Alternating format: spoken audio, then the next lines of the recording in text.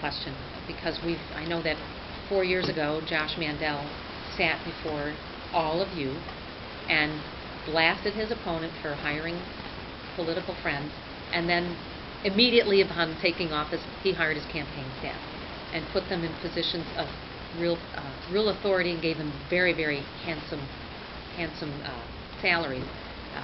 They went and worked on his Senate campaign, which they lost, and then he hired them back and gave them 15% or more raises. Number one for me, commitment to public service. Whoever I hire has to be committed to public service, because this is where the money's kept. This is not a holding pen for political operatives who are waiting for the next campaign opportunity to open up. We need people who are committed to public service. And number two, the Treasurer's office is technical.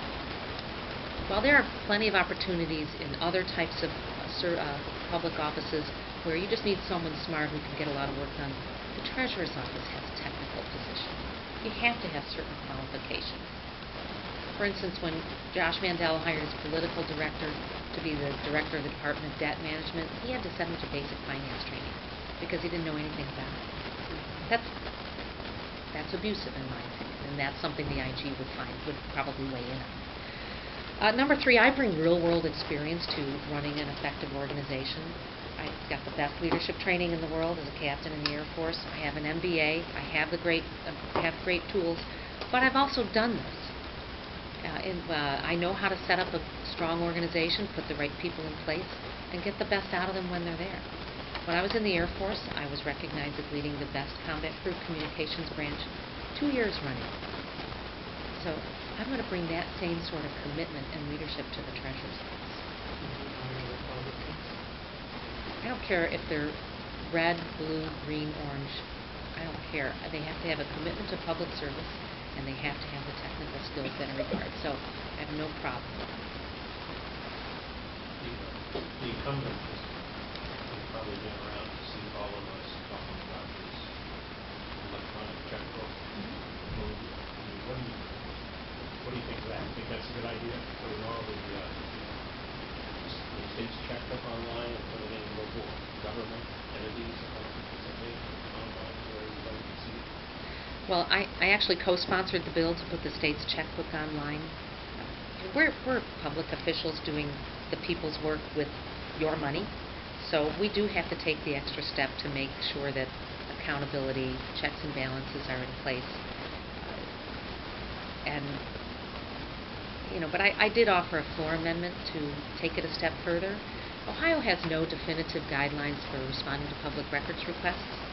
And I figured if the federal agencies can do it within 20 days under the Freedom of Information Act, we ought to be able to do that too.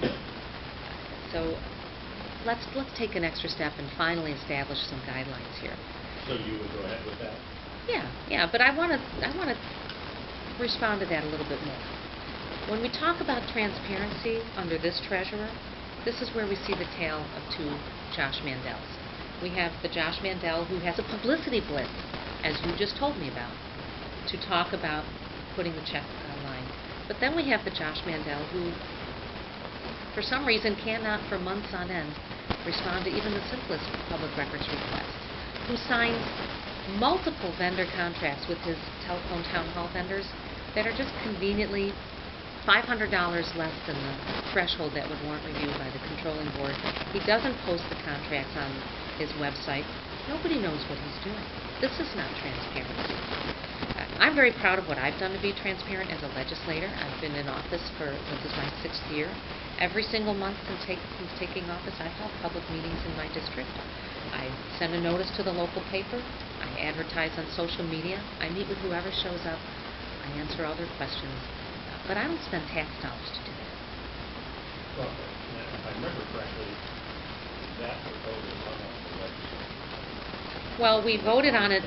We voted on it very late before we broke for summer recess, so it's gone over to the Senate. I don't believe they've reconvened after the summer yet.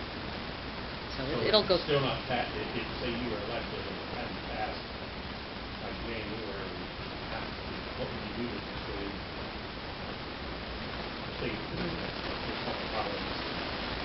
You know what? I don't need the legislature to authorize this. I don't. I can run this office. There's nothing prohibiting it within the law. And as the leader of the Treasury, it would be my job to use the resources available to me in the way that I deem will serve the people of Ohio in the best way. Certainly that'll be one of the things. Now, let's keep in mind that the state has hundreds of thousands of transactions every month. So whatever we need, whatever we come up with has to be pretty well designed and in a user-friendly format.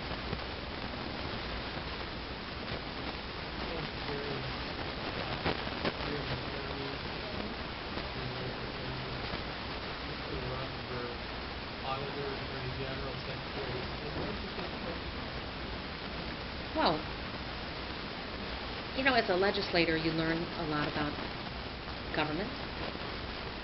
I didn't come into the legislature with a broad view of state government. I came in to be a legislator, but of course, the legislature writes the laws and appropriates funds and connects constituents with state services.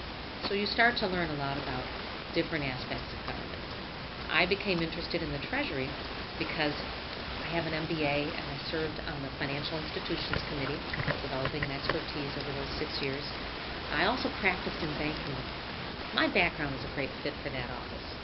But I also saw that there were some problems in that office. We have a treasurer who didn't bother showing up to work for 14 months, just failed completely to do the job he was elected to do by not showing up.